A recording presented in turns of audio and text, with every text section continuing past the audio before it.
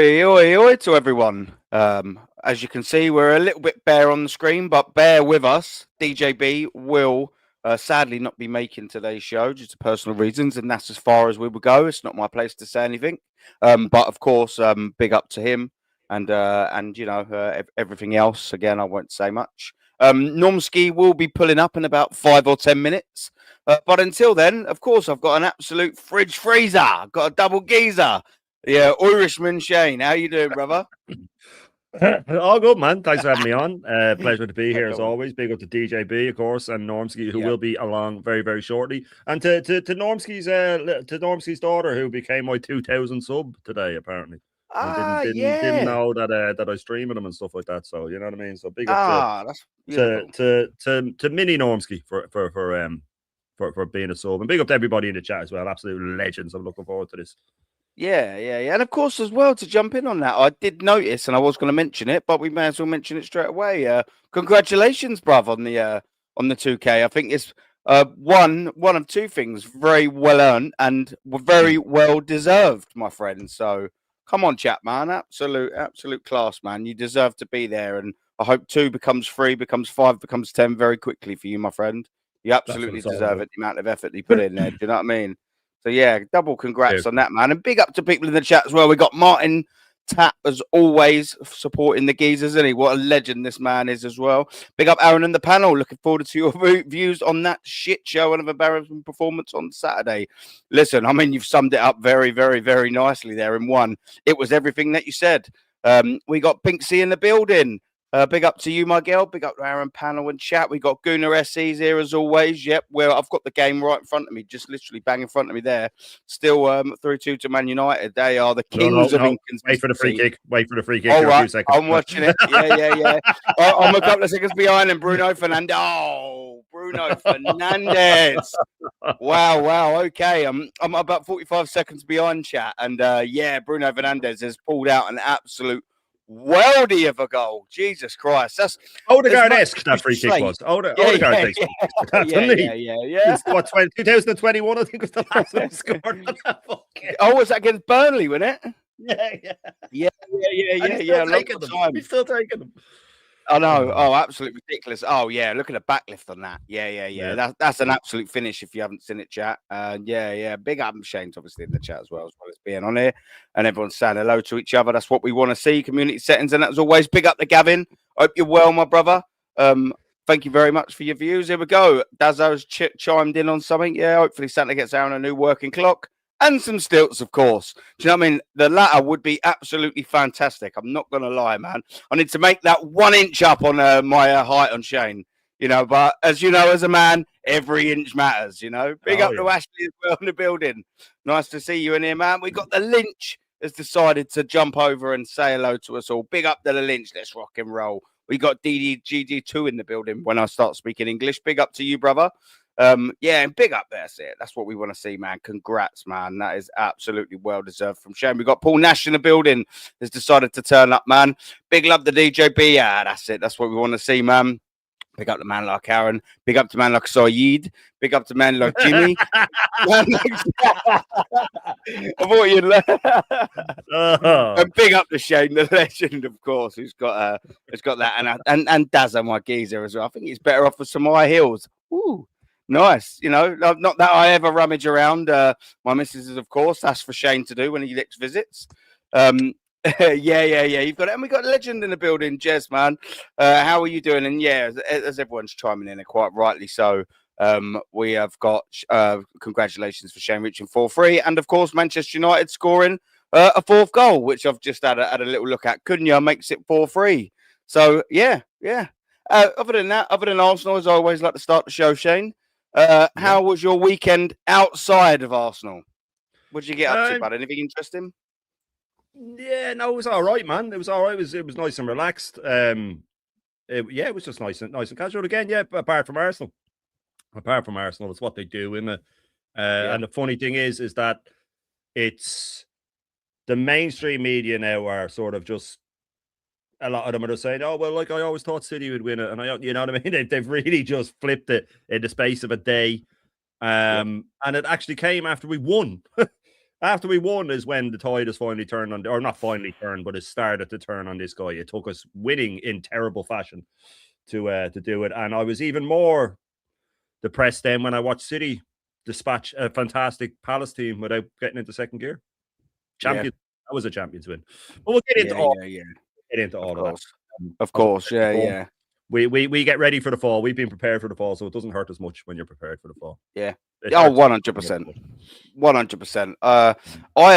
I'll tell you what, I took a couple of days to recover, Shane, because I was down in near Somerset for my company's night out on Friday. Stayed down there on the hotel and all of that. And I tell you what, man, I half woke up with a fucking sore head, mate. Rather than a sore bum, I suppose that would be the best way of looking at it. Do you know what I mean? Yeah. But I'll tell you what, way too many drinks. It was a free bar. Once you had all your dinner and all of that, it was a free bar. So yeah, I absolutely took the piss. I'm not gonna lie, and I woke up double early, double in pain, man. But listen, there's only one way to start, and that is the Aston Villa thing, and you can see in the title, probably the most unconvincing win a title challenger has ever had in Premier League history. I don't know about you, Shane, but when I was watching that game, it's almost like DJB when he first said it, and that's when I sort of heard it. You almost know how Arsenal were going to play in the first 5 or 10 minutes. And the second I was watching that game, my peepers got set down to that game. I thought, do you know what? We ain't up for this. We ain't up for this. How on earth did we make not probably, the poorest Premier League side in history? And they will go down as that. Yeah. Currently, I think they are statistically anyway against Derby County, of course. Yeah, at this point anyway, they statistically are. And there's no way that I can't see them getting another 10 plus points any way, shape or form.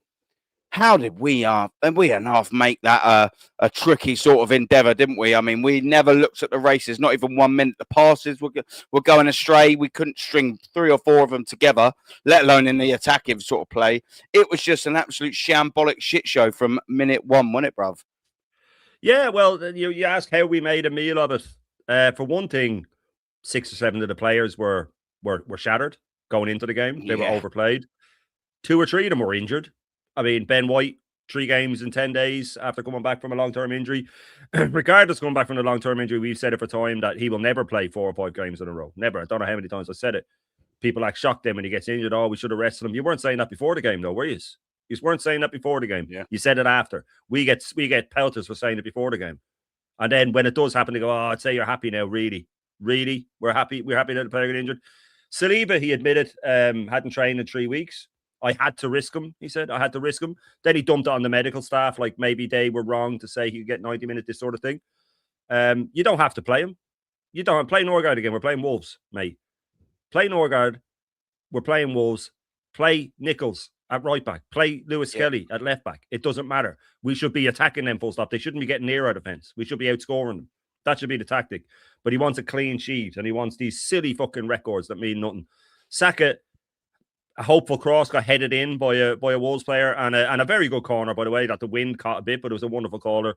Went in off the post and off the keeper's back. And then apart from that, he did nothing.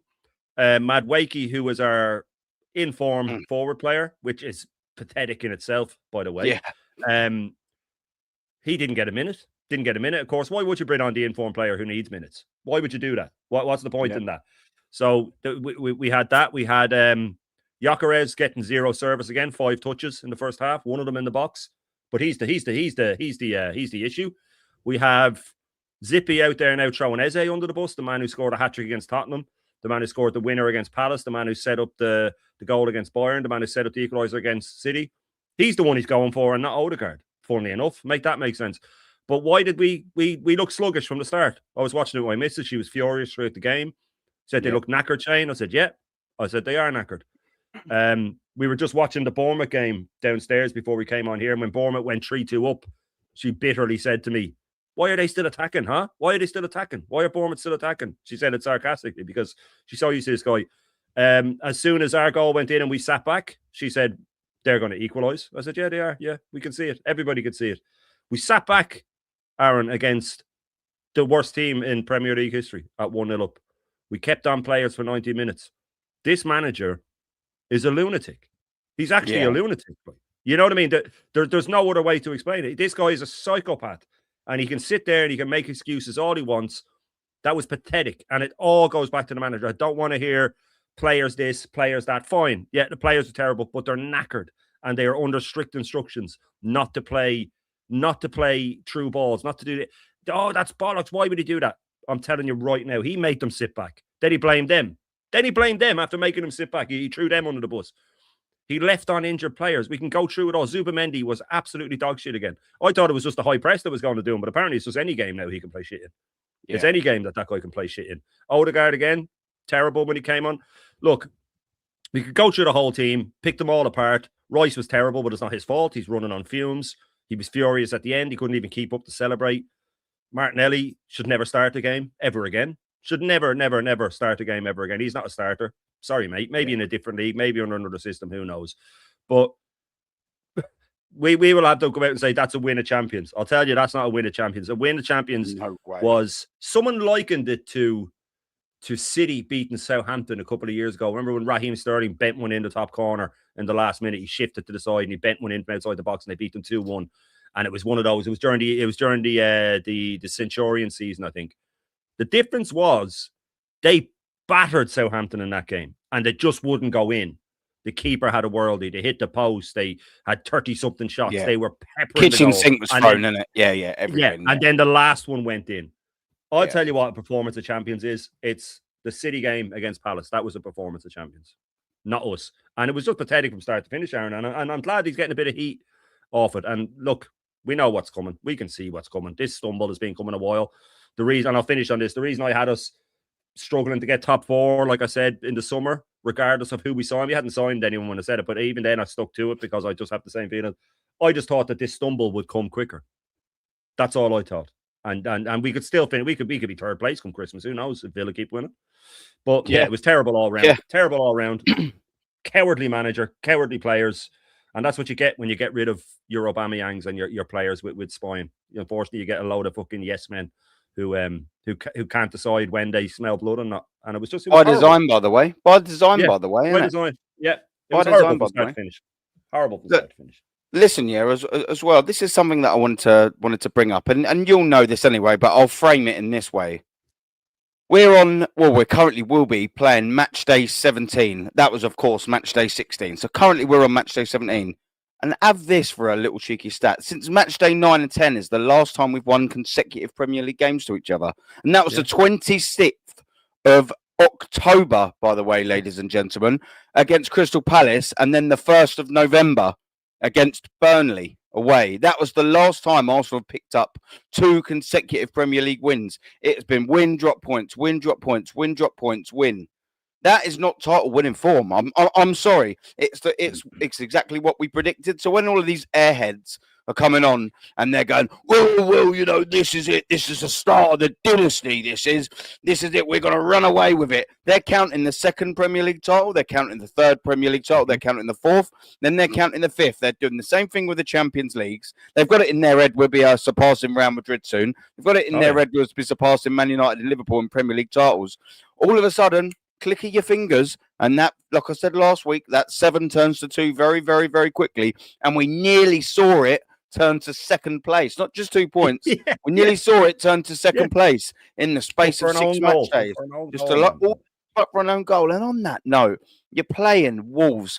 I said, I think it might have been on Rashid's channel, on Thursday. Big up Rashid. Big up everyone in the building. Don't forget to smash the likes and a cheeky subscribe, and to Shane as well. He's on 2K, but we want him to get to 3 ASAP.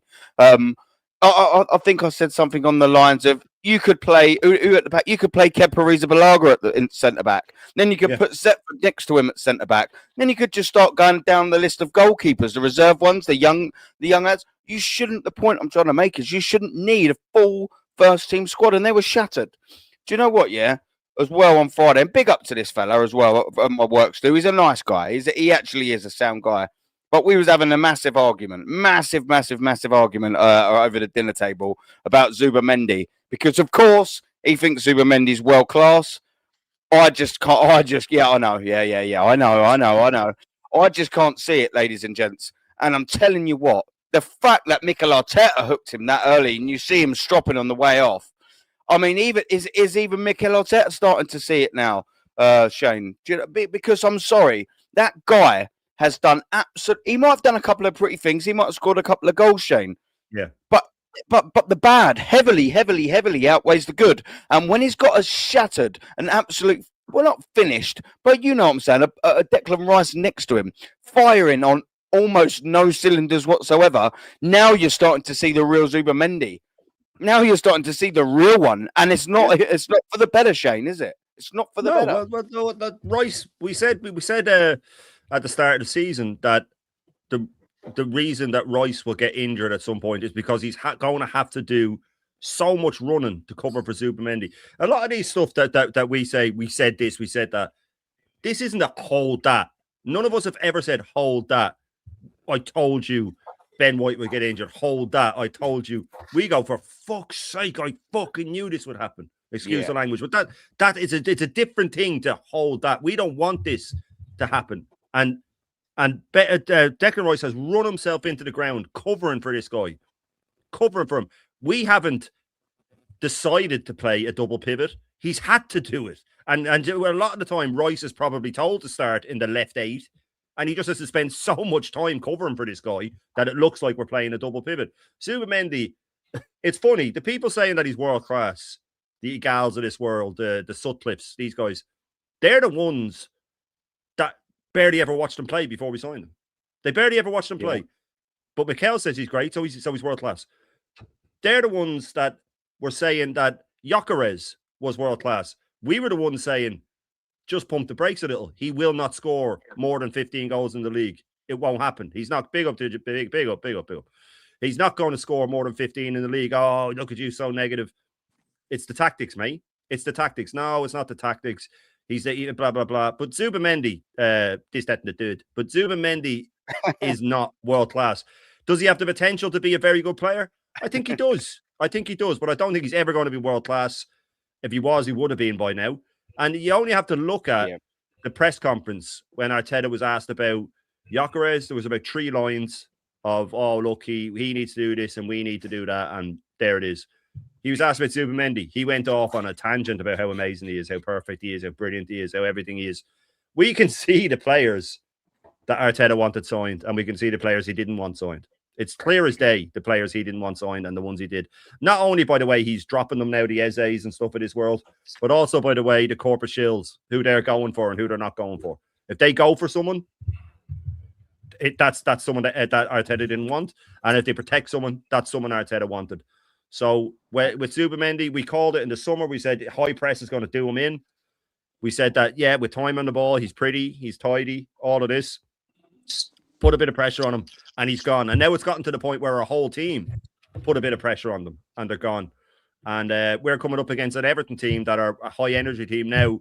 There's talk that Gradish could be out, that Dewsbury Hall could be out, and then all the boys are gone away for AFCON as well. So we're going to get a weakened Everton team. But regardless, I still have absolutely no hope that we will do them. But I look at the fixtures, and even Brighton at home, I'm thinking, oi, that's a dodgy one. Where City are looking at the fixtures, and I'll finish on this, and I know I've gone completely off about the Zubimendi thing, but I was talking to Norms about it, and I was talking to Maddie about it as well, and yourself as well. I think, Aaron, I want to mention it, but Guardiola is just, he's purring like a cat in press conferences and stuff now. He's got the eye of the tiger, that guy. He's just sitting back, and he's just going, yeah, we're better than people thought we were. We're better than people thought we were. His transition, by the way, took 6 months. We're still in ours 6 years later. Yeah. But I look at Guardiola and I go, he's sitting there going, thank God I am not chasing a prime flop. Thank fuck I'm chasing Arteta, because this guy is a fraud, and this is going to be a piece of piss, and he's going to love it. He will love it when he beats us. And yeah, look, and to finish it off, yeah, Zubimendi shit, man. Yeah. And just before we bring Normski in, big up to everyone in the chat. Mate, it's a frustrating one with Manchester City, in it, because you know Pep Guardiola is the most coolest cat out there right now, and he's, like you said, Shane, to summarize it up perfectly. He's not He's not worried whatsoever, is he? He's looking at this Arsenal squad and going, yeah, they're there for the taking. He done it 5 points behind. He knows this Arsenal team are going to bottle it. He's looked at our fixtures. In fact, it almost doesn't really matter. When you're playing like that at home against Wolves, like I said, that is the easiest, by the way. Wolves at home, that was the easiest fixture on match day 15 across the whole entire English division. You may even be able to stretch it out to the entire divisions across Europe. And I mean that seriously. There probably wasn't an easier fixture than Arsenal versus Wolves, top v bottom, 2 points Wolves, and we made them look like a tough night away at Stoke on a rainy day, a wet, cold, rainy day. It was absolutely horrendous. Big up the Suge, and he said, big up the guy who was about as useful as a screen door on a submarine. Adam, that'll be me. That'll be me. Thank you very much. The reason God created amnesia, Sean. and of course he'd have said hello to he'd have said hello to Norms and Gianni as well if they'd have been here, but he said that when it was just us two. But big up, and as well he's saying hit the likes and subscribe, smash that cheeky little notification button as well, gents, while you are at it. Is massively appreciated. And of course Suge is again being so generous and donated another chat as well. Legend. Big up to you, brother. Big up to the ultimate legends, Normski and Don Gianni. I've done it for you then, so you didn't have to send the other super chat, Suge. I've done it for you as well, but big up anyway for you. It's always greatly appreciated. My friend, there's legends in the chat as well. I've been seeing a bit of Lynchy posting some bit of sense. Big up to Paul Nash. Yeah. Get the Ocado delivery out. Big up to our Paul Nash. We got Natster in the building, man. Big up to you, Natster. Hope you're doing well, man. If Jez is still in the building, don't make sure you go and subscribe to Jez as well as Natster. The legends in the building as always, yeah. But Normski, I'm going to extend it over to you, my friend. We were talking about miserable, most unconvincing win ever. And that, of course, has extended Arsenal's unable to win 2 consecutive games, I said, when I eventually get it out, apologies, since November the 1st. The first of them games being 26th. And that was against Palace at home and Burnley away. We're talking 6-7 weeks ago was the last time we scored 2 in a row, or 1 2 in a row, rather. It's not very convincing, is it, bruv? What did you make of that absolute shower shit Saturday evening, Bromeo? Absolutely embarrassing. First of all, I'd like to apologise to all the streamers, all the shows that I went on and said that Arsenal were going to win 4-0. Right? I'm totally. I said 6. I said 6. I said 5. I'm sorry. Listen, man. And we're called negative gooners, guys. We're called the negative gooners. No. I keep telling everybody we are the cautious gooners. And my son said to me, Dad, I've got a funny feeling about this game. I can see there's something not right about this game. And watching that game, right, first of all, the players, I'm going to put blame on you, but most of all, it goes on Arteta. Yeah? Most of it goes on Arteta. But you can't just rock up at the Emirates and think, oh, it's only Wolves. Yeah? Rob Edwards came there and he set up 3-5-2 because he knew that, okay, let's see what this team can do. That's probably the best I've seen Wolves play. Yeah? They score 3 goals and still lose the game. How is that? I mean, come on, people. How is that? 3 goals and they still lose the game, right? And you've got these. I'm telling you what, Shane, we talk about mediocrity in the fan base and in some of these players there, right? I saw Declan Rice telling these people, sort it, yeah? You got Saka there going, what? How embarrassing are you celebrating that? You should be walking off that pitch with your head hung in shame for a start. Typical. This is what Arteta does. I call him the Grim Reaper of football. He is the Grim Reaper of football. This guy kills tactics. He kills the style of Gyökeres, Eze. These man's now on the chopping block. These mans are now on the chopping block. Oh, they don't get service. Eze don't know what he's doing. What are we doing now? It's absolutely crazy what I saw on Saturday. Absolutely embarrassing. 2 points out of 16 games, these guys, or 15 games up until that point. We rock up there at the Emirates thinking, it's only Wolves. When I tell you what, they put a good shift. And not only that, we got overrun in midfield. Zubimendi, we got overrun in midfield. Yeah. And I'm telling you guys, this is what Arteta's about. Me and Matty sat last night for 2.5 hours to 3 hours looking at Arteta's tactics when it comes to formation. This man so far this season has played in all competitions 4-3-3 17 times. 17 times 4-3-3. I've seen the likes of Leeds manager. I've discussed it. I left a voice note with Shane and Matty and that, where Daniel Parker, right, in that game against Man City at the Etihad, these guys were getting run ragged, right? 2-0 up. I think in the first half, I think they scored within about 2 minutes, 3 minutes. I can't remember exactly. And Daniel Parker said, right, you know what? We're going to have to stem this. We're going to have to stem the blood flow here, bro. So what he does, second half, right? He goes, right, I'm going to change it up 3-5-2. I'm going to bring on Dominic Calvert-Lewin, right? We're going to go 3-5-2. And they pretty much turn this game on his head, suffocate them, 2-2. You know, injury time with 10 minutes, Foden gets it, because that's what Foden does. That's what this Pep side does. This is what Foden does, right? He then what does he do? He keeps that 3-5-2 formation, plays Chelsea, who was celebrating a draw against us with their 10 men, even though we should have won that game. Again, we're playing 4-3-3, getting overrun in midfield, getting what's the guy's name? Reece James running the show by himself with 10 men. We're not this team we think they are. They are. They think they're better than what they are. This is what. And Declan Rice is trying to tell these guys, you're not there. You're not there. He was saying this point. Then he got the people coming. Oh, don't worry, no. Declan Rice gets it, and some of these other players need to get it. And it's because it comes from that manager, the mentality of this manager. I'm sick to death of the way this guy runs this team. He runs the players into the ground. Yeah. Now we've got another casualty. Who knew, Shane? Who knew? You called it every time. You called it. I'm sure you know what, Shane. I think you were the Messiah. Yeah, you're the one that they sacked. yeah. I have the inside information, man. You have the inside information. How was it that you knew that these players were going to drop like 5? But we're called negative. We're called negative. We don't want our team to win. We don't want to. What are you talking about? I was at a Christmas dinner, hiding the phone under the table, watching the game, mate. And I've got the people saying, you don't look like you're enjoying yourself. I said, you know why? Because I'm watching Arsenal. That's why. Yeah. Right? I went to a Christmas dinner, right? I went to a Christmas meal, all decked up and everything. Got the old phone underneath the table, and I'm like this. They said, what's wrong? Are you sick? I said, no, I'm watching Arsenal. Yeah? How can we come out of that game? How can we come out of that game, winning that game, and we feel sick? Sick in my stomach. Yeah. Bro, my kids thought me and the missus were arguing downstairs. We were both watching the game downstairs. We were both cursing and blinding. What the fuck is this? Oh, fuck. I fucking knew it. I knew it. Blah, blah, blah. The two of us were just going nuts on the telly. They thought we were fighting. We weren't. We were just watching Arsenal. It's a complete joke. And this is the problem. He does not know no in-game tactics.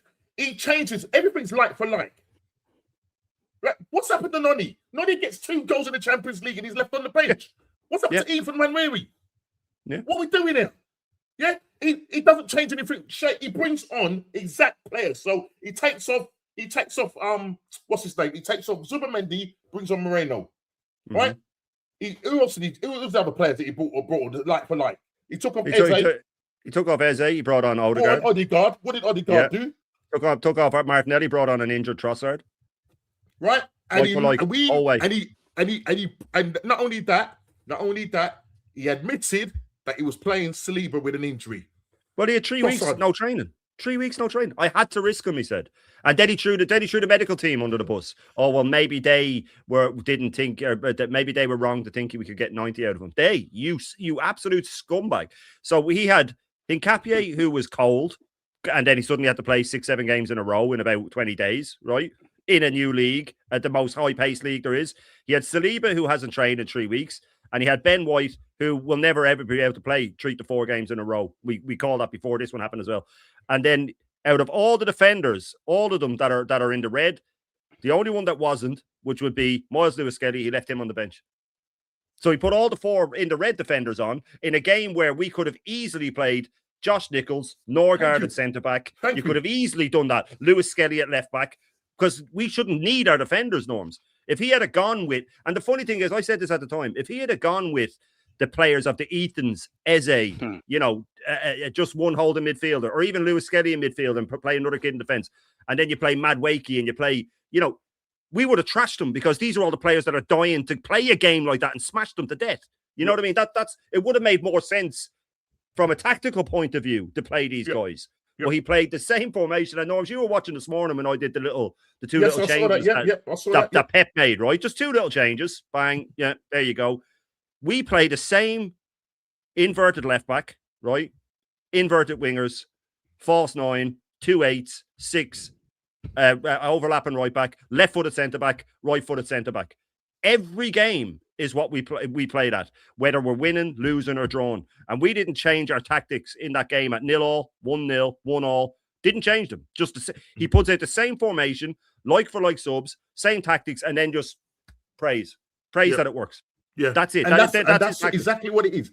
And that's exactly what it is. You get the nail right on it. We looked at this last night. Me and that we said, "Oh my god," and we realized. And it's not rocket science, but when a team comes with more, when you have a team that sets up different to Arteta. So in City's case, they normally set up. They've done different formation this season alone. They've tried 2 different formations. I think 4-4. I think it was 4. Was it 4-1-4-1? You know, I think he's done that 9 times, and then the 4-2-3-1. He's done that 6 times or something like that. He changed it. No, without all competition, 4-3-3, 4-3-3. Now I realised that game, right? Man City guys have gone to Crystal Palace, which is not. You said it, Shane. It's not an easy ground to go. And to be honest, these guys didn't really have to get out second game. They pretty much control the game. But they went with one. They went with one defensive midfielder, and that was Nico, right? Yeah. And then they had Bernard Silva, Reinders, Chertsky, Foden, and then at the spearhead, the spare guys. Let's remember, not the 3-prong. No, not the trident. Not the trident. Not the trident. The spearhead. Yeah. Haaland up front. But what he also did, Norm, was he moved Bernardo Silva from the right wing into midfield. And he put Foden out the left, and he put Cherky out the right, and didn't go with the opposite foot wingers to cut out the 3 centre backs and make them have to pull their. It was all cleverly done, brilliant. And because Doku had a knock, so he didn't play him. The most informed winger he has didn't play him. The two facts I want to just actually 3 facts I want to leave you with. First of all, the team, Pep's team is far better than us. Yeah, Pep's team is far better. Don't let anybody else tell you anything different. Secondly, Pep is the best manager in the world. Yeah? Yeah. He hasn't lost it. He's the best man in the world. And thirdly, see that behind me? Mm-hmm. Down. It's coming. And I'll finish with that. Fact. Yeah, no, mate, 100%. Well said, Normski, to be fair, man.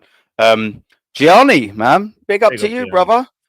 Big up to you. It's always a pleasure to have you on, man. And of course, this is the OG's debut for you, man. Very welcome here, my brother. What did you make of by the way, I should say, before we switch over, we will ask Gianni his thoughts on that, and we'll carry on with the Arsenal Wolves game. We will, after Gianni's had his say, have our wanker of the week. We've got a new winner. We have a new winner, ladies and gents. Someone has pipped. You are on mute, by the way, Gianni, just letting you know. Someone has pipped Creatine Dan to the trophy this time. So match day 16, we have a new winner. But Gianni, man, outside of that, what did you make of it, my friend? You're on mute again, brother. Yeah. Just on mute, my geezer. No. You're all good, man. Like I said, well, Gianni's make sure he's off mute. I said, well, I'm looking forward to that. We've got a couple of clips that Shane has sent over. They are not time relevant, however, they are relevant to what this pleb's been saying.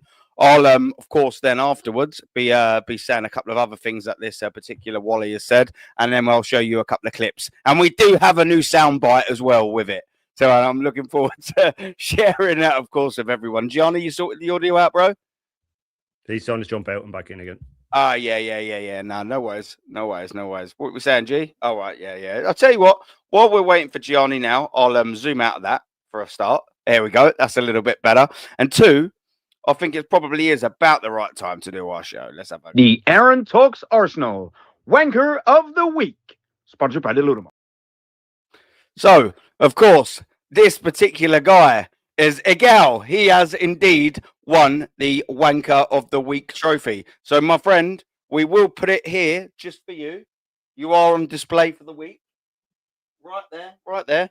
And the reasons why you've won it are as follows. Guy, and he was basically saying the mentality of Gyökeres and Sesko is two completely different. Sesko's mentality is he's not sure he will take over from Havertz. And he and that's Arteta's mentality as well. He wants to be able to rotate him in and out. He doesn't want Gyökeres. Where Gyökeres, his mentality is give me the number 9 shirt. He'll have to start. Gyökeres' mentality is give me the number 9 shirt, and by January I'll overtake him.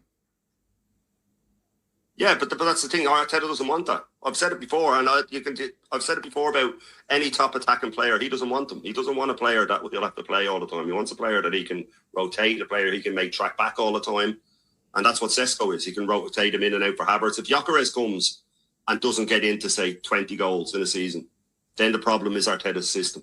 Then his system will be found out. I agree with you. And he doesn't want that. He doesn't want that in any way, shape, or form. I do think Arteta would need to play to suit the player, 100%. And he wouldn't. Though. That's the problem. I think he would. I don't know. I've never seen him change his tactics for anyone. Never seen him change his tactics for anyone. Bro, I used Next to be season's so going to be fat. the end for him. I'm looking at myself right now. My face is skinny. I'm shocked. I fucking hell. But look, getting back to what you're saying, Arteta. I hear the same nonsense, brother. You mentioned some things. Let's debunk every single one of them. Number one, Arsenal's going to make signings. Arsenal's going to make signings to improve the team, be it a striker, be it a midfielder, be it defensive cover. Number one. Number two. When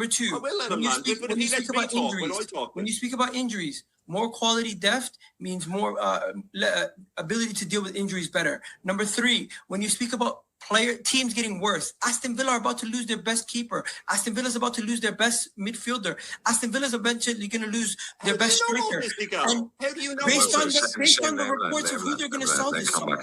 So you are sitting here saying Aston Villa is going to finish above us with no Emi Martinez, with no Morgan Rogers, with no Ollie Watkins. Stop it. I think you're doing too much. If you were to say we're finishing behind Liverpool and City, I'll maybe agree with you. But brother, all due respect, Sean, you are Shane. My apologies. I'm genuinely not trying to be disrespectful. My apologies. Shane, come on. I think you are going too far to the left where you think.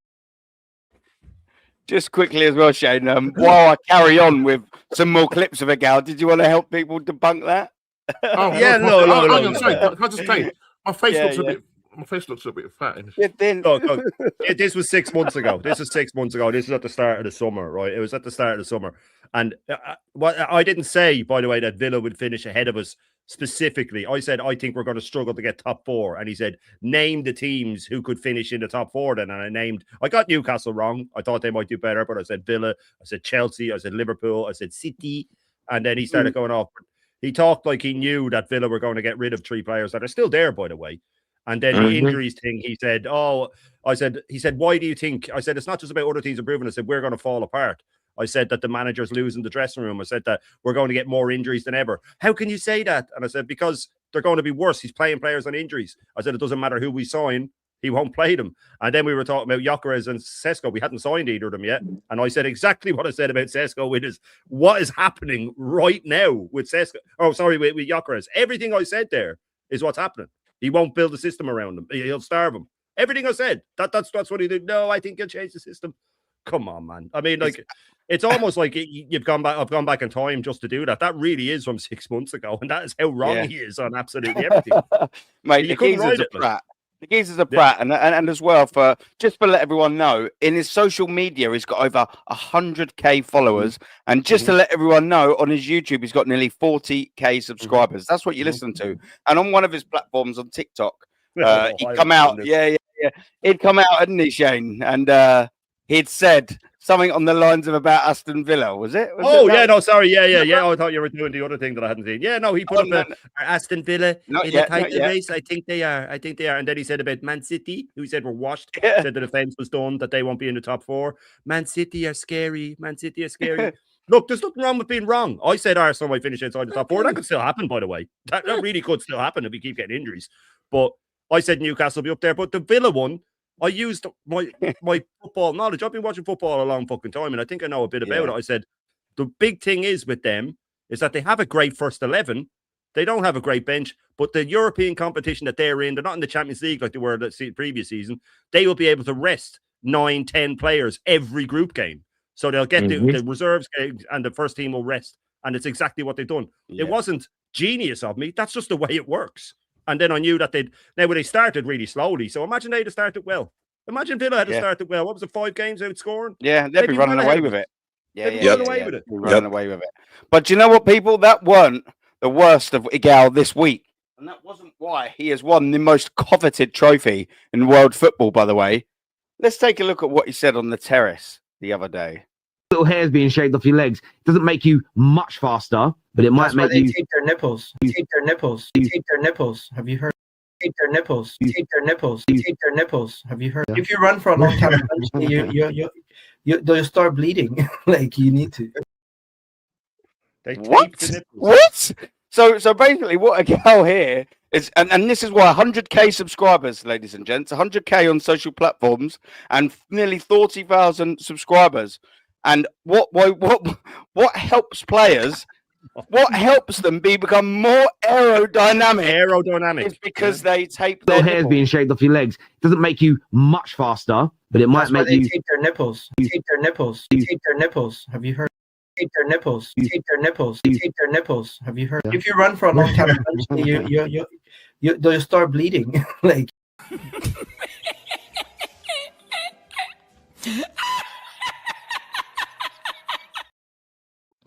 What? Aerodynamic. That's it. To become more aerodynamic. So basically, what we're saying is Gyökeres has been in a bit of poor form, hasn't he? What do you reckon he should do? Your nipples. What? Mikel Arteta's substitutions haven't been fantastic, have they? I wonder what could make him make better substitution and managerial decisions. Tape their nipples. What do you reckon he should do, Miguel? Their nipples.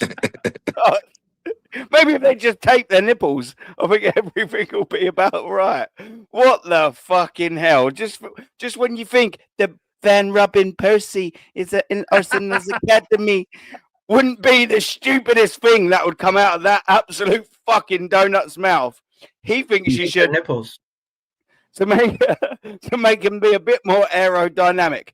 And they'll start bleeding. Theo Walcott must have fucking used fucking masking tape or something on his man because he was quick, you know what I mean? So he must have had no nipples.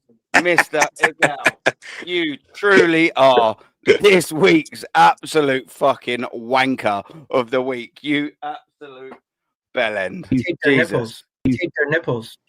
What can you do here, man? What can you do about that? Anyways, Gianni, big up for being here, brother. What's your take on that absolute shower of shit on Sunday? What do you think they could have done? And don't say tape their nipples.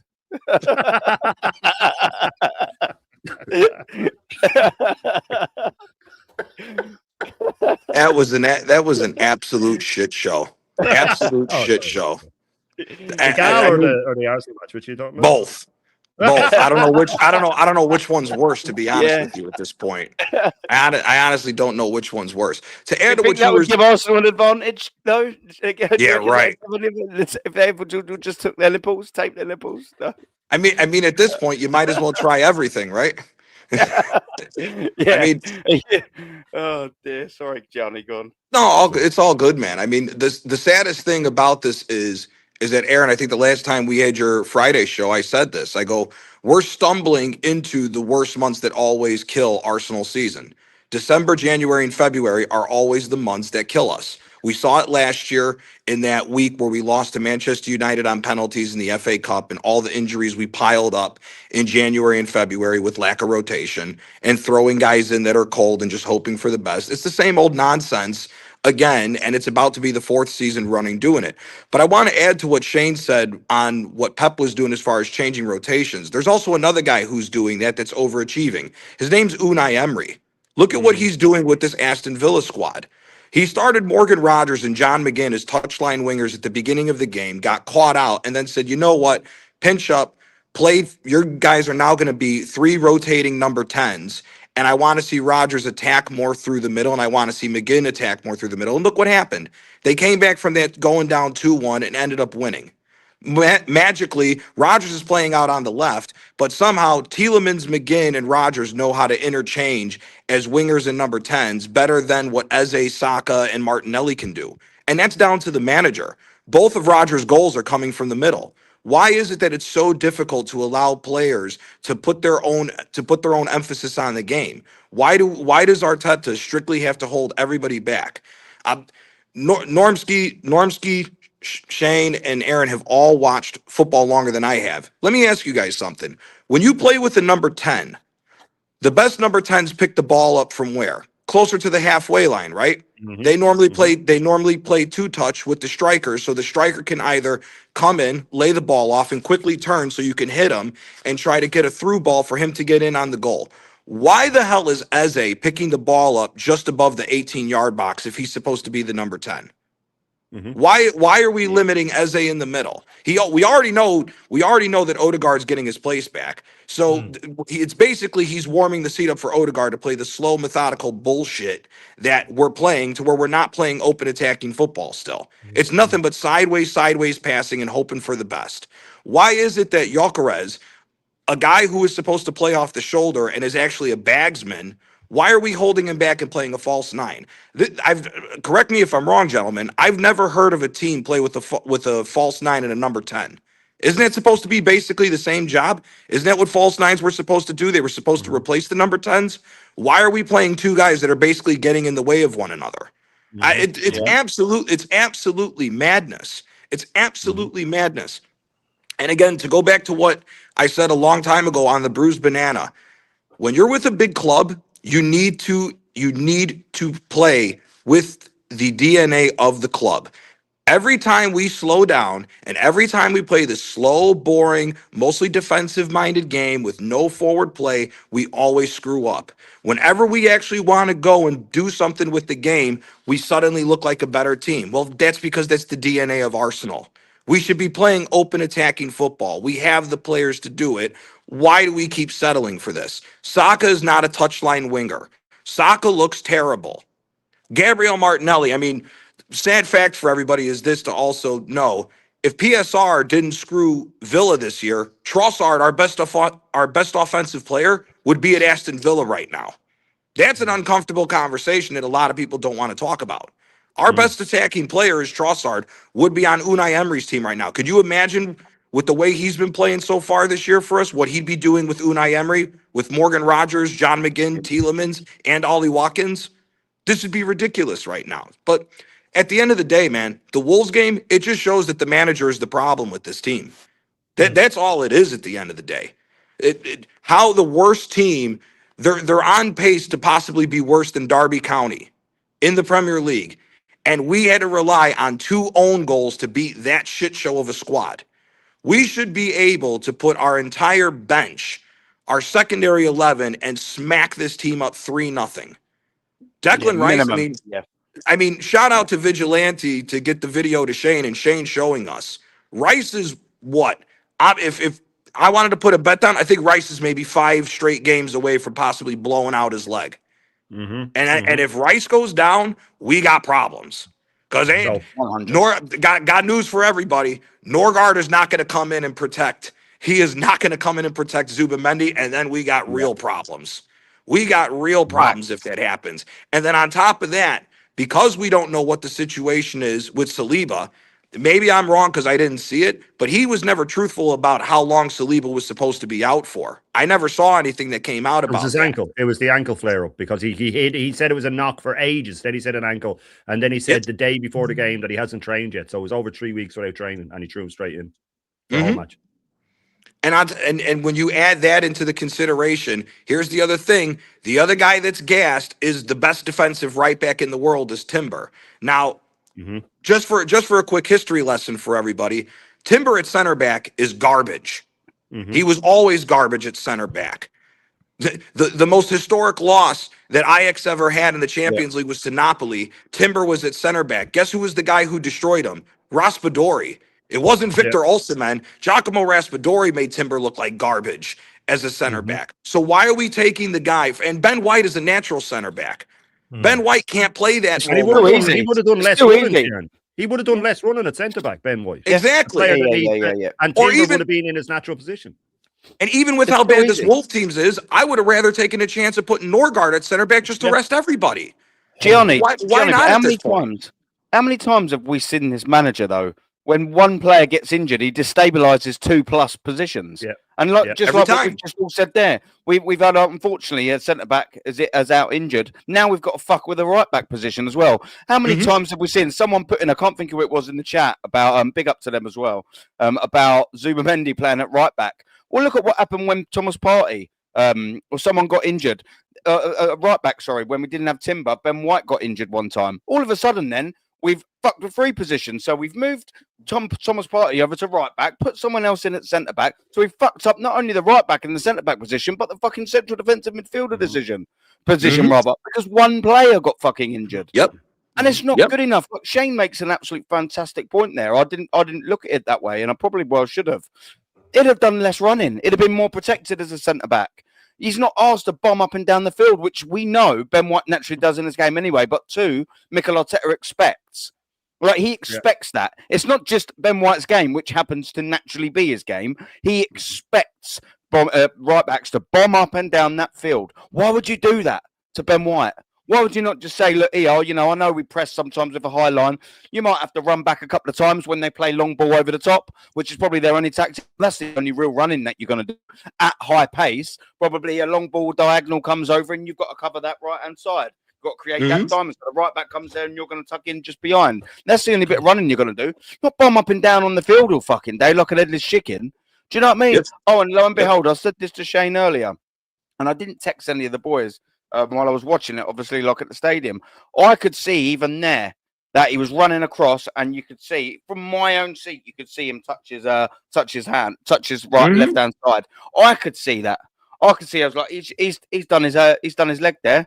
I could see that. I could see. Oh, why is Timber running back so quick, and Ben White's just lagging behind? And I said to Giz next week, I was like, he's fucked. He's fucked. You watch, and then lo and behold, that left hand comes out, and that left leg comes up. Bye, Ben White.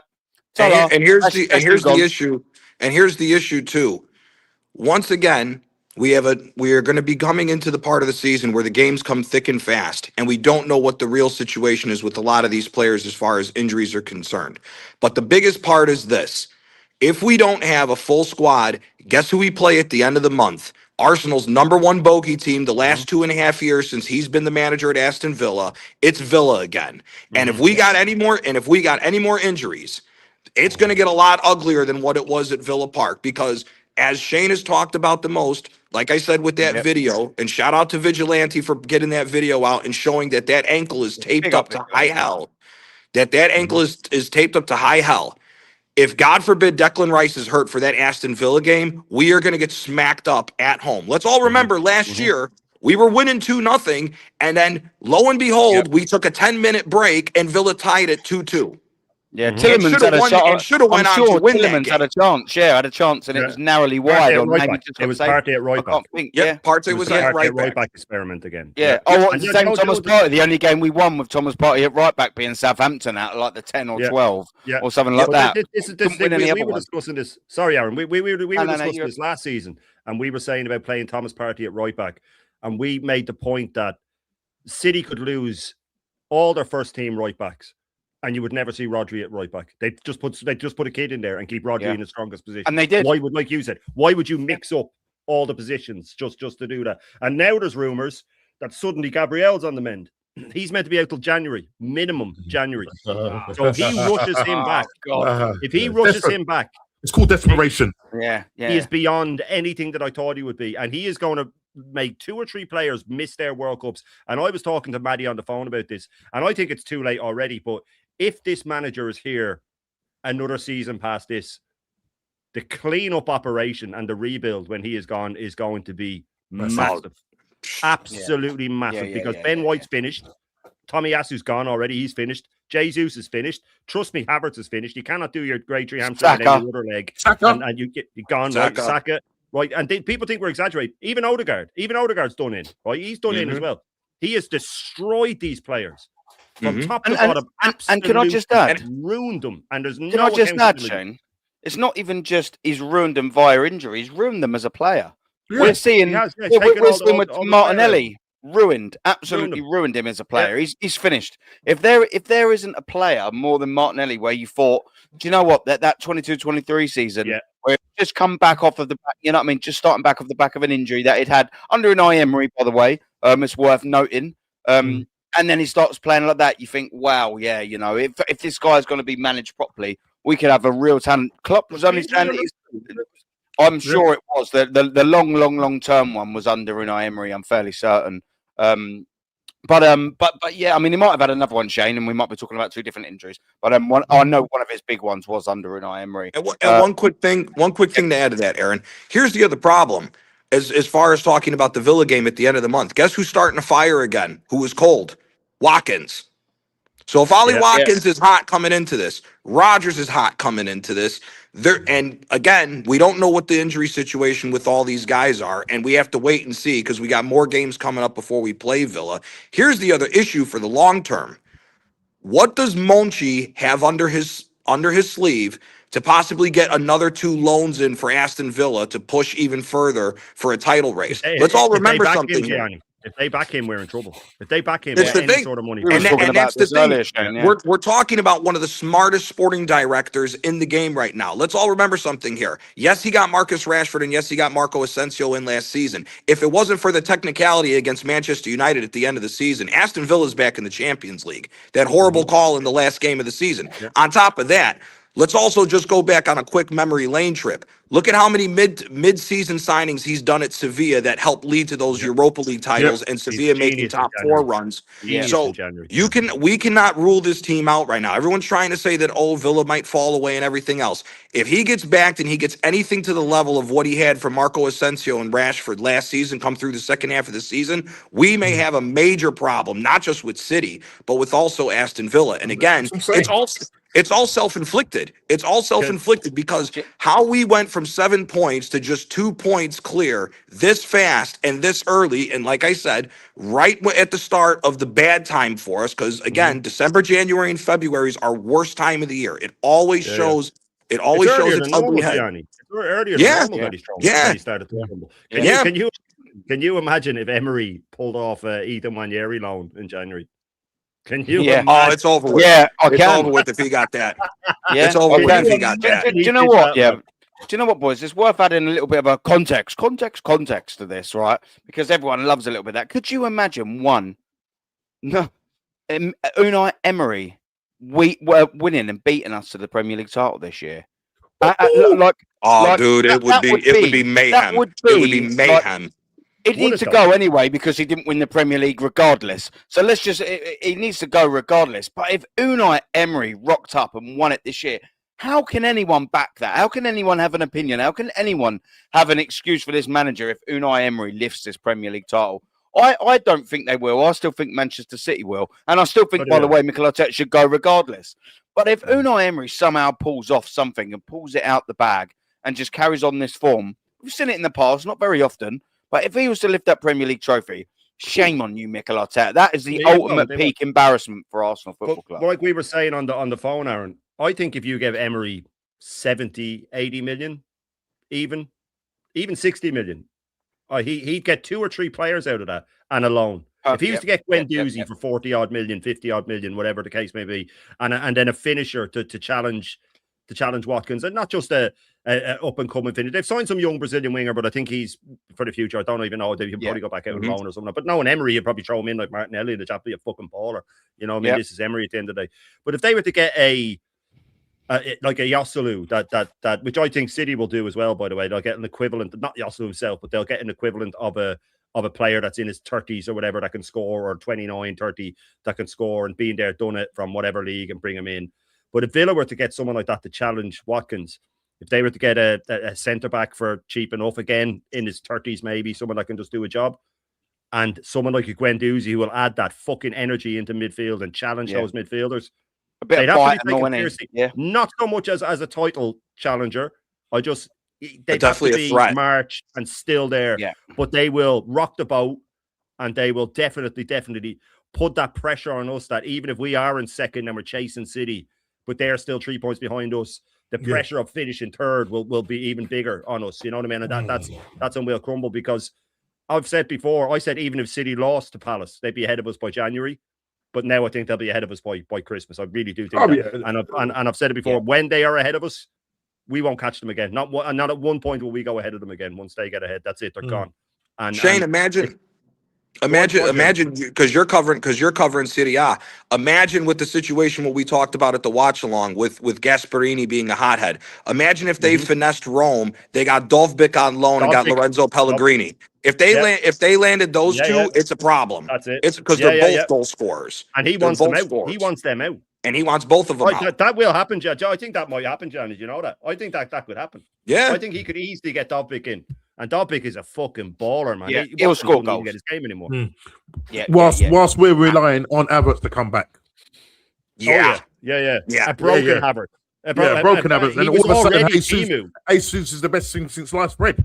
Guy that's been out for 300. Havertz was already Timu. He was already a Timu striker, and now he's broken. So we have a broken Timu striker, and we're going to win the league with it. Look, come on, man. City are waiting on Marmoush to come back. It starts this Saturday because City play before us at home to West Ham. Yeah. Let's see the mental fortitude. Let's see the mental fortitude of this team. This team and Arteta. Let's see, guys. We'll put that up in a sec. Yeah, let's see. We'll put that up in a sec. Big up the BBK as well, man. What's that? City who were washed. I was told in the summer. They're washed. They're finished. Picking up a nice bit of momentum now, aren't they? One less clean sheet. Yeah. One less clean sheet than us. We don't even have the most clean sheets in the league anymore. Chelsea do. And Marmoush isn't firing. Yeah, let's all remember that. Marmoush was our big worry coming into this season, that he was going to be firing and be the big help to Haaland scoring goals. He's not even firing and got into form yet. But this kid Cherky, is a problem. Cherky is a massive problem. He was cheaper than Fabio Vieira. They paid less than what we paid for Fabio Vieira. Yeah, it was 25 million. I think it was 35 with the bonus. I think it was 35 with the bonus. With the bonus. We just gave 35 straight up for Fabio Vieira. You know what I mean? And then we loaned him back out to the same club for free 2 years ago. 2 years later. Guardiola's checkbook manager. Arteta is the first ever failed checkbook manager. There's never been one before. There's never been a manager that's bought the league and failed. You know what I mean? He's the only one to do it. So he's broke that record as well. He's paid for the league and it just hasn't been delivered. Do you know what I mean? It's like fucking, it's like ordering off a yodel, isn't it? You know what I mean? You pay for it and it never fucking turns up. Walking fucking Amazon, isn't it? Yeah, that's embarrassing. Big up the BBK as well in the building. We love a bit of Taryn over here, so make sure you go and subscribe. Big up Taryn every time. And he's saying, make sure the likes are liking, guys. That's a good point. I don't know how many likes we've got, but make sure, guys, you do, whatever you're watching on, make sure you smash that like button up. It does make a huge difference to the algorithms and all of that bollocks I have no idea about. Big up to Ejub as well, man. Thank you very much for coming to YouTube member. That is absolutely grateful. You are very welcome around these parts. I read you every single time. What you're saying, you speak absolute facts. And as far as I'm aware, you do in every single other channel, the real channels that you go in and subscribe to. So big up to you, brother. That's always greatly appreciated. And big up to the legend Lawrence as well, man. Hope you are doing well, my brother. And Lawrence is saying in Los Angeles, he's racking his brain all the way over there, man. Still racking my brain as to how we struggled to beat a team who has less points than a triangle. and rely on them scoring 2 own goals in order to get 3 points. Lawrence, bruv, it is an absolute shower of shit. When you look at it that way, I mean, it can't really get much worse than that. I mean, like I said, I think Natster was on the same stream with him. I predicted 6-0, and that was with a crap team. I'm sorry. I just, after watching Manchester United put 4 easily past them away from home, I just thought there is just no way on earth that this ain't the most comfortable, easiest Premier League win of Arsenal's history, maybe of all time. And we absolutely made it into a shower of shit, man. It couldn't have been much worse. It was, like I said in the title of this show, the most unconvincing win in title challenge in history. And I'd find it hard to find something else. But big up to you, Lawrence, man. Always appreciate it. And I hope you're well, my friend. And Sue just chipped in as well with the Havertz. Oh, dear, the Havertz, man. Come on. We've said the name. We can't not play it.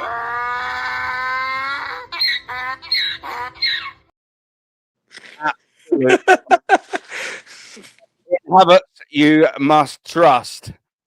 How damning is this?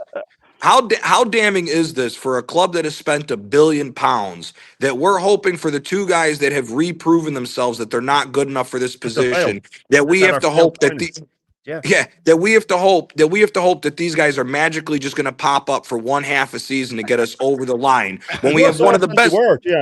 Worse off than they were. Worse off than we were. Yeah, worse off than we were. And the guy who scored nearly 100 goals for club and country in 2 seasons, we're limiting him because we can't adjust it all just a hair for one of the best informed strikers in the world the last few years. But we still got to play this false nine nonsense. It's ridiculous. Yeah. But we want to wait and hope and pray that the 120 million's worth of talent on 550k a week come back and save the day in Havertz and Gabriel Jesus. It's absolute madness. It is square one. Time at Arsenal probably doesn't equal what Gyökeres got last season. It's got to be. And imagine, Shane. Imagine we come into it that within a month or however long it is before Havertz comes back, that we have to possibly be seeing Zubimendi, Rice, Odegaard, touchline winger Saka, touchline winger Eze, because that's what's going to happen. Eze is going to get moved out to the left wing where he doesn't work at all, and then we're going to hope that Odegaard's going to play the number 10 and Havertz underneath him. It's ridiculous, man. Absolutely ridiculous. And we're going to win the lot. By the way, you know what? We've got one of them, boys. Mutant alert. Mutant alert. Mutant alert. Mutant alert. Oh dear. We've finally got one in there. I've been scouring the chat and having a little He was in earlier. Oh, was he? Oh, yeah, all right. Yeah, I didn't see. Do not open your mouth and stay behind the team. If you replace the team with Arteta, that's them. But Shane, do not open your mouth though. Well, no, they do open it. But they just stay behind the team. Just stay behind the team. Out. Just stay behind the team, says the bear. We're all doing our semi impressions. Chewing the mouth, the chin that could chew through granite, Zippy. Do you know what I mean? He could. What have we got? What are we doing here, man? He's posted some other stuff in here, smart, but I can't be asked to find it. But come on, man, you always get one in it. What's going on there? Shut up and back the team. I don't know, Norms. What you saying? You going to shut up and back the team? Because to be fair, I'm sick of listening to your waffle and nonsense, man. Do you know what I mean? Just shut up and back the team. And if you don't like it, Norms, just got to fuck off down the lane, all right, bud? That's all right with you? Yeah. Locked in the wardrobe, didn't you? Do you know what I mean? Open your mouth and blindly support the team, but do not open your mouth and stay behind the team is quite literally cult instructions, isn't it? Don't you question it? Don't you dare question it. You just fucking blindly follow, and do not open your mouth. Mm-hmm. Yes, merciful Arteta. Yes, merciful Arteta. You want to know something? Yeah, all right. Lawrence has come out swinging. Big up. There's more chance of Shane finishing above me in Jez's quiz tomorrow than there is of Arsenal winning the league this season. Like I did last time. This fighting talk. This is fighting talk. What we saying here? Dan's meant to be doing it, so that should be interesting. Oh, really? Oh, how long have Arsenal been in history for? 200 years. 200 years. I guess Who's Don Revy. He managed him for 200 years. Don Revy. He managed him for 200 booming years. And if you don't like it, I'll fight you. Yeah. Tagger. Yeah, you know it, Tagger. Making movies, making songs, and fighting around the world. Tagger. Tagger, is Don Revry your best ever manager? Boy, look, they really want to fight these bottom gooners, mate. He really said Don Revy was the manager. Yeah. No. He was on AFTV and he says, Arteta's going to be one of our greatest ever managers, like Arsene Wenger and George Graham and And Don Revy. Clint Eastwood. And a week after he said that me and Jezza aren't fit to wear the badge and a disgrace because we said Arteta's tactically inept. Yeah. Oh dear, you almost can't write it, can you, man? It's absolutely hilarious, man. But yeah, do you know what, boys? I added this up here a second ago for a reason. And again, I put this up last week, and it remains relevant. Where is the title winning run coming from? Now we've seen us again since then, draw and win again. Win again. Where's it coming from here, man? Because we've got a tricky game at Everton coming up next, didn't we? That is this Saturday, boys. And I don't know about you, Shane, but I am absolutely well and truly not looking forward to that. And I think that's got draw minimum written all over it. What do you reckon, Shane? Yeah, look, there's no Indoi, which could be good, and there's no Gay. There's talk that there might not be a Grealish and there might not be a Dewsbury Hall, but that doesn't fill me with any more confidence, and that's terrifying to me. That doesn't fill me with more confidence, because I don't think it's the players that make a difference to break this manager down. It's just the system. Just play a low block. Just play a low block. You leave Beto, whoever up front that's got a bit of pace and can get in behind, and it's done. That's it. That's all you need. That's it. That you'll do them in. Now, if we get a win there, it's great. You know what I mean? Then we could go and beat Brighton, and then it starts to look a bit better. But Villa and Bournemouth, if we get 4 points out of that, I'd be surprised, right? And I'm really out of those two, because Bournemouth away, we know what happens there every time. By the way, just about every time. They did a double overs last year for the first time in their history. Villa coming to town, they'll be looking to put to bed these rumors that they were lucky and stuff like that. They're going to come. Emery, I'd say he enjoys these games. I'd say not in a excited to go up against a tactical mastermind counterpart, just in a this is so fucking easy. You know, Again, we could get revenge on them. I don't know. But Everton away, no, look, I look at that and I go, the new stadium, it's Saturday night again, cold Saturday night, they'll be up for it. The players that are missing for them might actually play in their favour, in that they won't go as expansive as they might have done at home. They might go, fuck it, we need to really lock up here and just get in their face and do them in. And there's 3 or 4 games in that I am terrified of. But one of the biggest ones as well being Forest away. Sean Dyche has them, and it's Sean Dyche. You know what I mean? Like, he loves going up against these managers because he hates that he gets sort of called a throwback and all this sort of stuff. And you know what gets to him? He loves getting one over on a Guardiola, or the way Allardyce did as well. Liverpool at home, we should beat them, but who knows what form they'll be in. They're starting to pick up again now.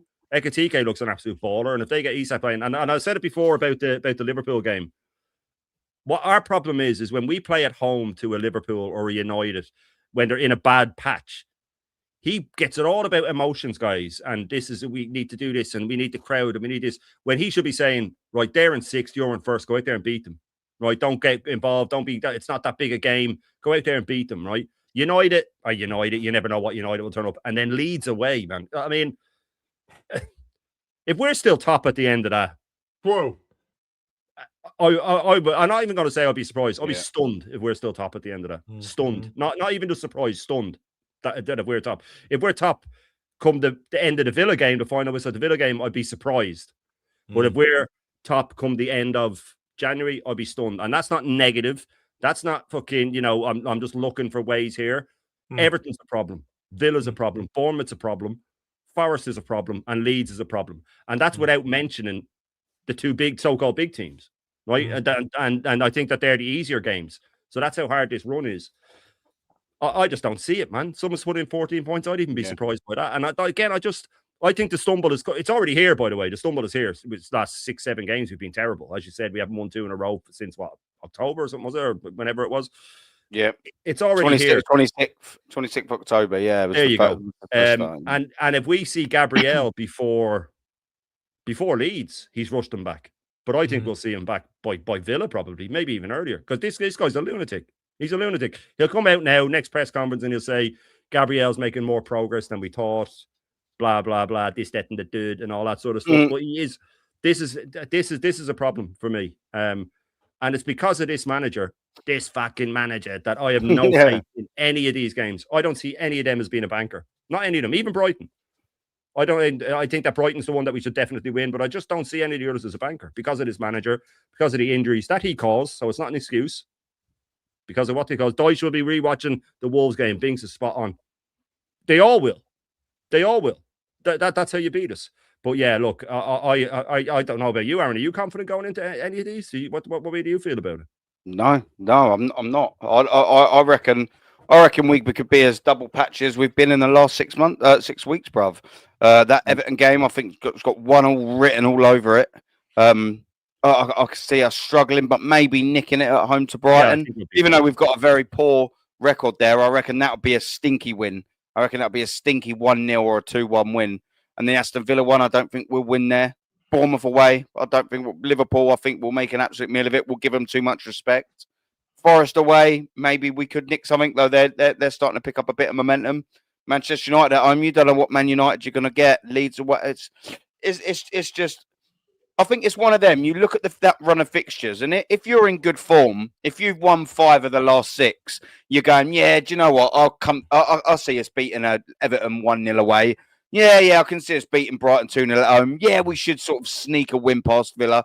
But the fact that we've been so poor, so inconsistent, and it's coming off the back of a real horrendous game at home at Wolves, which was anything but comfortable, and it should have been everything in that. You look at them games and you've got to have a little bit of pessimism in them. It's not because I'm pessimistic. It's because the team are making me a bit pessimistic about these fixtures. I'm not pessimistic because that's who I am as a person. I'm pessimistic because I've just seen us scrape past the worst Premier League team in history. I'm pessimistic because we've not been able to win back-to-back Premier League games since fucking October to the beginning of November. That's a long time ago. We're halfway through December, boys. Christmas is on us in 10 days. You know, we've got to go back 2 months to the start of the last 2-game winning run in the Premier League. That's not good enough, boys. That is just not good enough. It's very, very, very poor. And I don't know about you, Norms, man. What are you sort of looking at this? So look, we looked at these fixtures last week, and I'm still feeling the same way as I did last week, but probably even worse this week after seeing that debacle on a Saturday. Now I'm hearing, sorry, I just got the word in the ear. Yep. Right. So what I'm hearing, guys, is that Everton won't be able to field any players for that game on Saturday evening. So they won't have no players. So we're going to go there and it's going to be 11 against 0, 0, 0, 0, 0. That will be the Everton's formation. But somehow Arteta will go and draw that game. Norms, do you know what I think them Everton players need to do? Their nipples. Maybe if they just nipples, they'll be able to make the game. Do you reckon taping their nipples could get them through the game? That might get them through the game. It might get them through the game as long as it's gaffer tape. They were good. You know what I mean? Don't use the cheap sellotape. It will just It will just spring up and it will slow. Look at old silver gaffer tape in it. That's the one, mate. Yeah, that's them nipples ain't going to start bleeding anytime soon if you put the old silver gaffer on. Yeah, no, I mean looking at these fixtures. Everton away, they got a few players going away to AFCON, and then if they're saying about the injuries, but still, I can't just.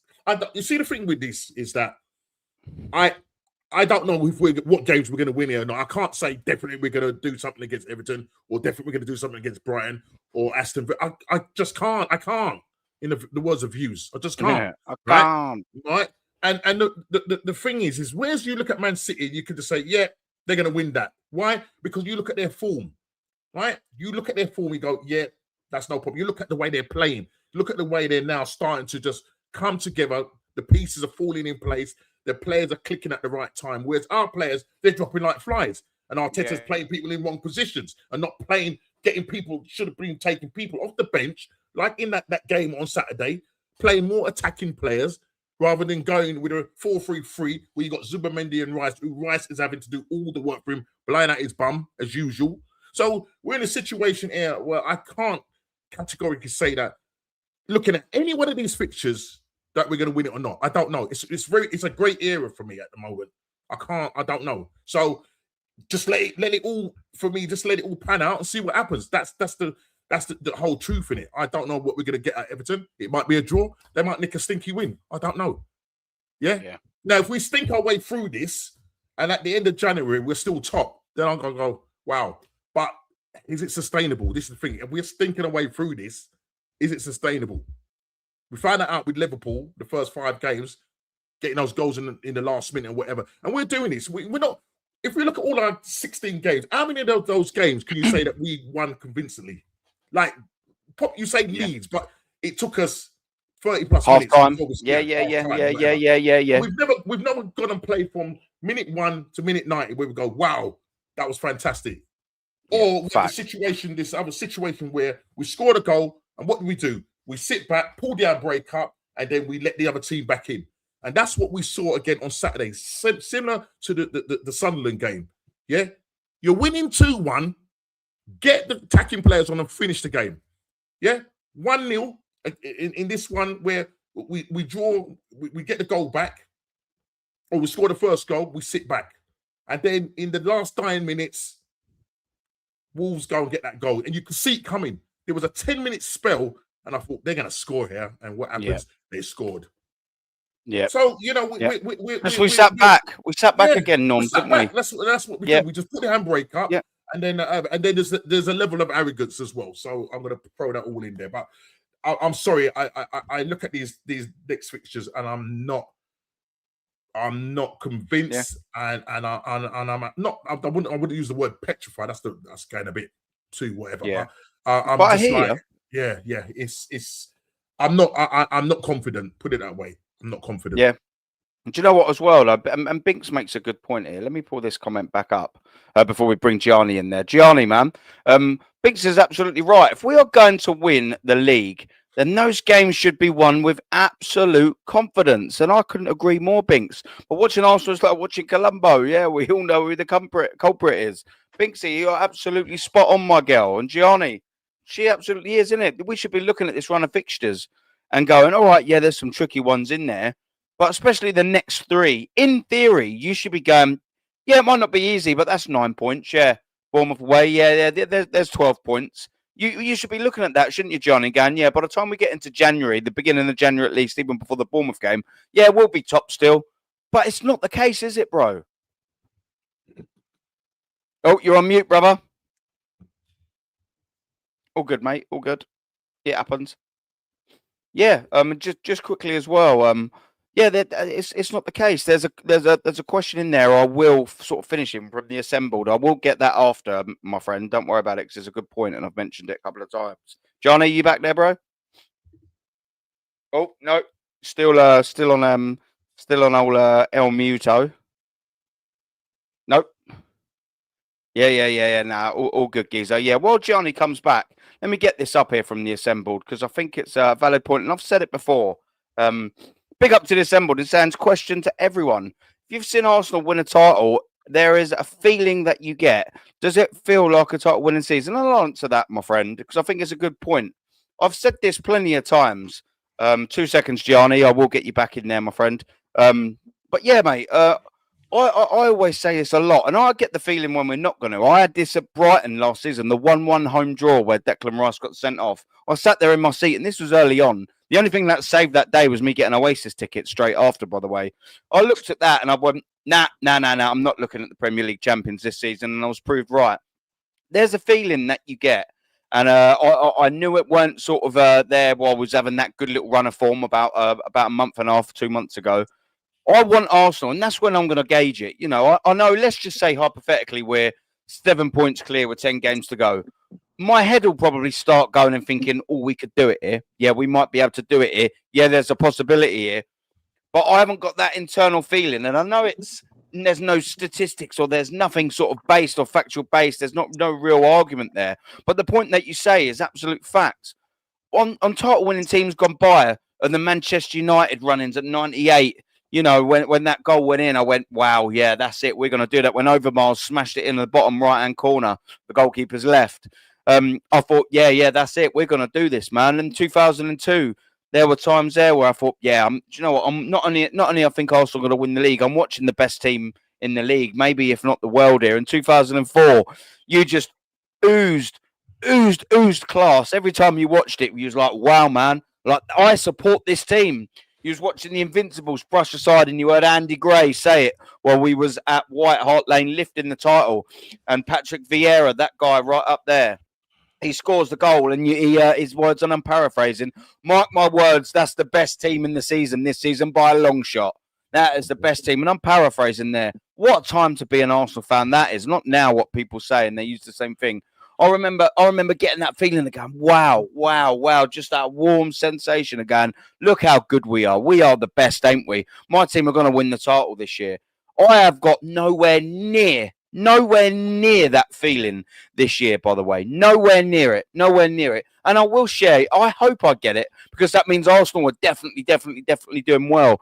And when that, hopefully, if, I shouldn't say when, if that comes this year, I will share it to you. I will come on screen, and even if I'm humiliated at the end of the season, if I get that feeling, I'll come on screen, I'll come live and say, do you know what, boys? I think that's it. I think this is our time. I think we're going to win it now. But I just can't say that. I'll be lying to every single one of you, and I've not lied once since I've said anything live. I've not always been right, but I've not lied once. I haven't got that feeling, mate, and I'm nowhere near that feeling at the minute. I've never thought that I'd see a win a title race and be less convinced about us winning the Premier League.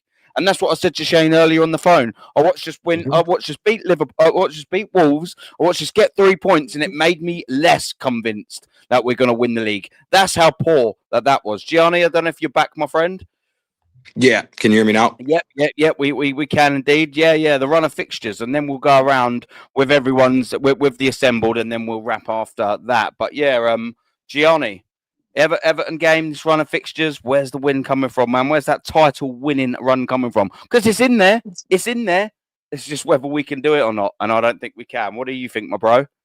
I'm kind of along the same thing as you. I mean, you said something very important that a lot of people don't talk about on your last call-in show, brother, and that was when Arsenal drop points, they do it in clumps. It's not just one game here and then maybe one game, 5 games down the line, we get back to it. When we start dropping points, it comes thick and fast, and it's plenty of games where we drop points all at once, and that's what kills us.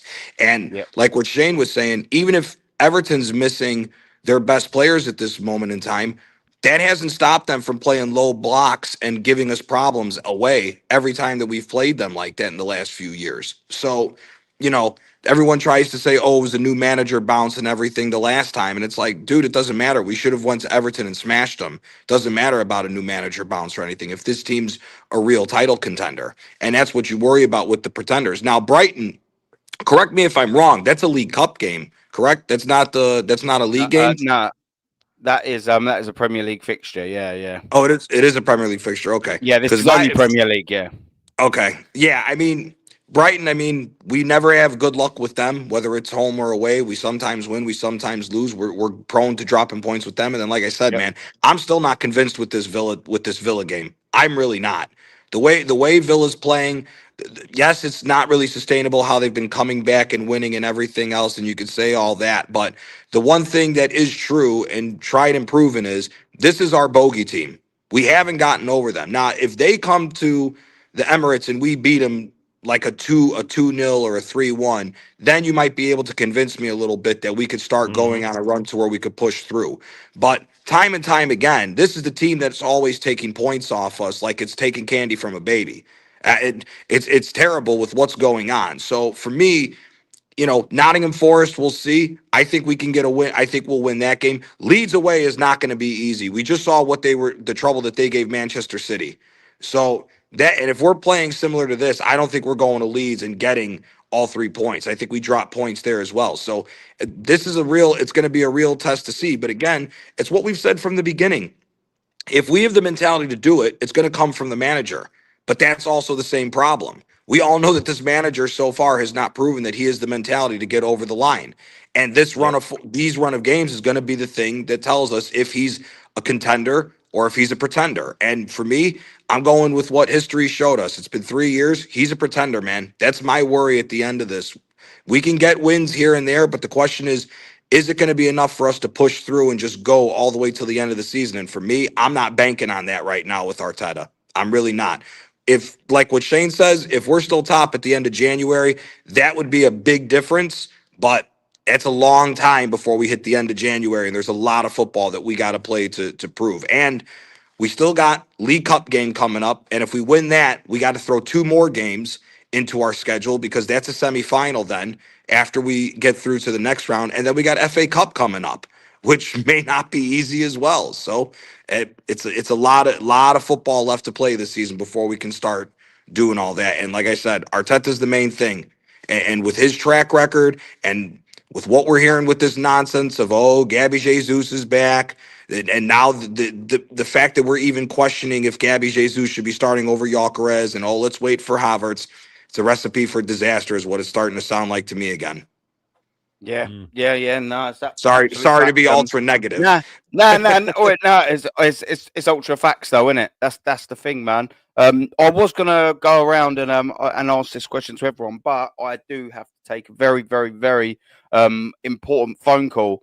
So I am going to wrap it there. But listen, it was an absolute pleasure to have everyone. Gianni, man, thank you very much for jumping on and filling DJB's boots, man. I greatly appreciate, especially the last minute notice of it.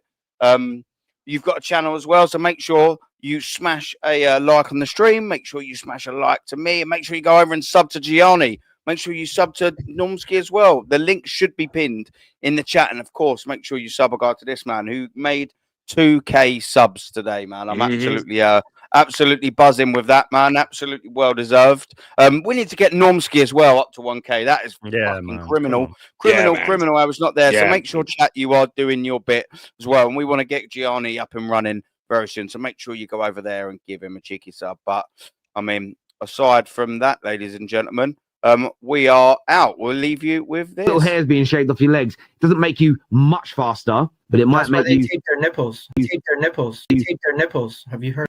Tape their nipples. Tape their nipples. Tape their nipples. Have you heard? If you run for a long time, eventually you'll start bleeding. Like you need to.